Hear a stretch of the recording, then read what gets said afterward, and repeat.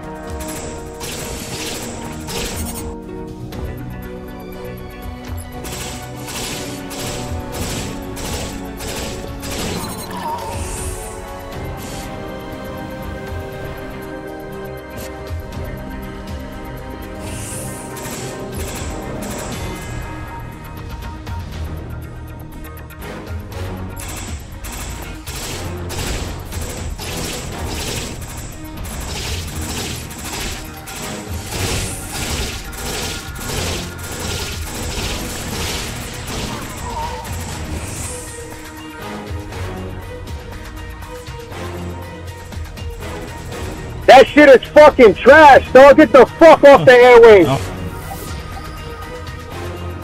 You want to hear something funny? You're dead.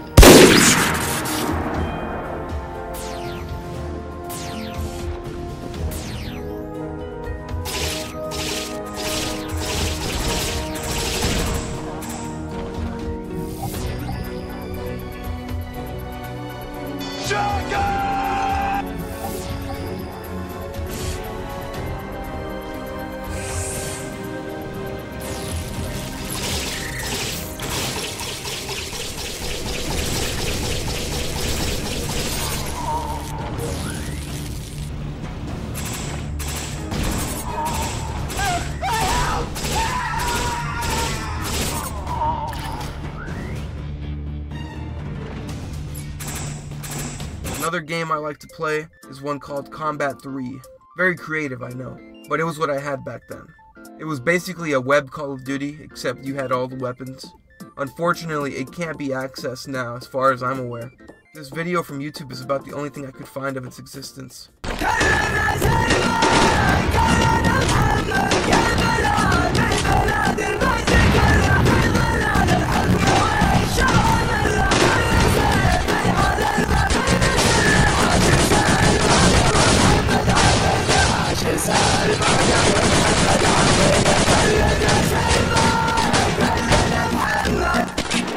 The last really big game I had was Tanky Online, a genuinely fun game that was tainted by Russian greed! I won't go into depth here, but just know, it was a fun game that I enjoyed for a good while, but it was pay to win, and it still is. The updates made to the game have been increasingly shit. I can't do it justice in this video. This guy named Ian made a video perfectly explaining what I mean. How could I forget about the classic bangers made by the fellas at Inca Games? Gems such as Obama Presidential Escape.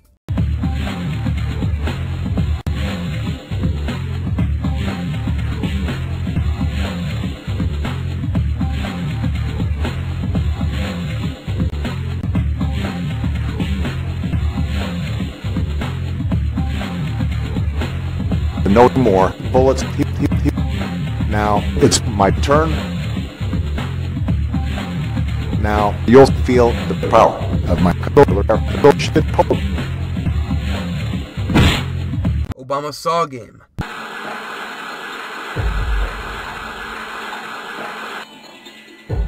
Hello, Obama. Obama Guantanamo Escape.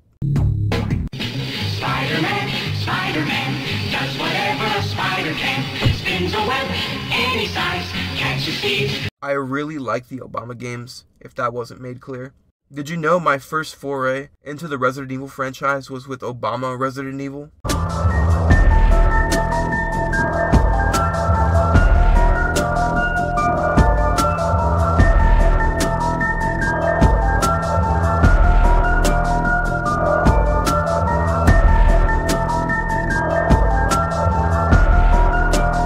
Meanwhile,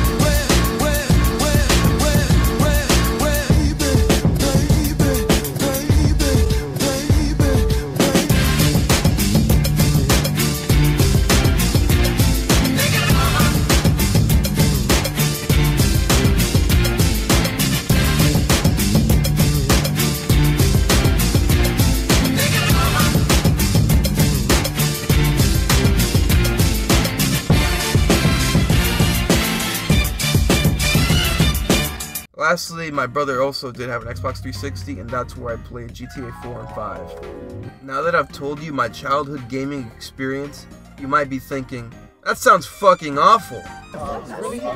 You're a victim. Here we go, CSI. And that's exactly right. Except that back then, that shit was fucking great to me. Wow, that is delicious. Finally, some good fucking food. I'm smiling my ass off as I write this damn Google Doc about this shit, talking about what should be worse than a mediocre gaming experience. I played the hell out of those 3DS cartridges. I played the hell out of TF2, for a kid anyway. You know how crazy my parents were back in the day about me playing for so long, only for me to find out that I have a mere 223 hours on that old account? I played a lot of Free Fall Tournament, never did get all those heroes though. That shit was also pay to win, not gonna lie. But point is, I played a lot of those shitty web games, I had fun with it. Fast forward to now, I have an RTX 3070 and a decent sized library, and it's alright, you know. I don't play for very long. The games I do play for a decent amount of time are the games I've already played in the past. That's not to say that I didn't have a blast with my actual gaming PC. I've played so many amazing games with it, and had a lot of fun with my friends. However, I definitely don't yearn to play as much as I used to. My bootylicious friend, Mr. Sam's Club, whose real name shall not be revealed, made a very good point the other day on our group's voice chat. We were discussing how many hours we had in all our games, who had the most hours and whatnot. I don't remember the exact number, but he had like a gajillion hours on Fallout 4. The reason being that he couldn't get another game for a while. Understandable. Despite that though, he had enough fun with that one game for him to get real good mileage out of it. When my friends and I try and find a new game to play as a group, we end up scrolling through a lot on the Steam store page and can't find shit to play. If this video doesn't get 9 views like the rest and someone actually had the retention to get here, let me know about some good multiplayer games out there besides The Forest, because we had fun with that shit, but it ain't gonna happen again. Anyways, maybe it's also true that there are less good games out there. Recently I played my very first Zelda game, that being Ocarina of Time. Although it wasn't the most authentic experience, as it was a Ship of Harkanian version with the delicious 165 frames, I couldn't believe how well the game held up, and how much of a blast I had with it despite its age. It's a sign that a good game will keep you out of the gaming drought, and like I said earlier, it's not exactly unheard of for people to believe that the gaming industry's newest products are lacking in comparison to those of the past. Although then again, I did get off of Doom 2016 at the fucking title screen, so maybe for me this is a moot point. Now, looking back on my past self's outlook on playing games versus my present self's, what have we learned? Well, honestly, the answer has not been made clear to me at all. Honestly, this video as a whole was an excuse to look back at those old games in fondness, as I inevitably become old and forget everything and become completely senile. I have something that's of some interest to you.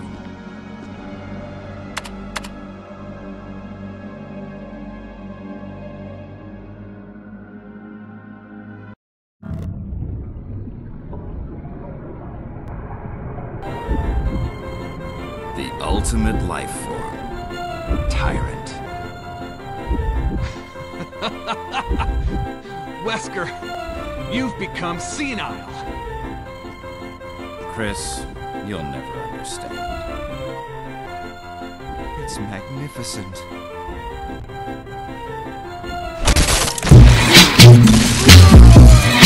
I don't know.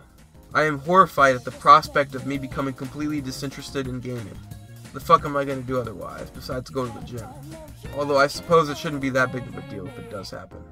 I spent this whole time reminiscing on those shitty web games, but I don't give them too much thought at all, really.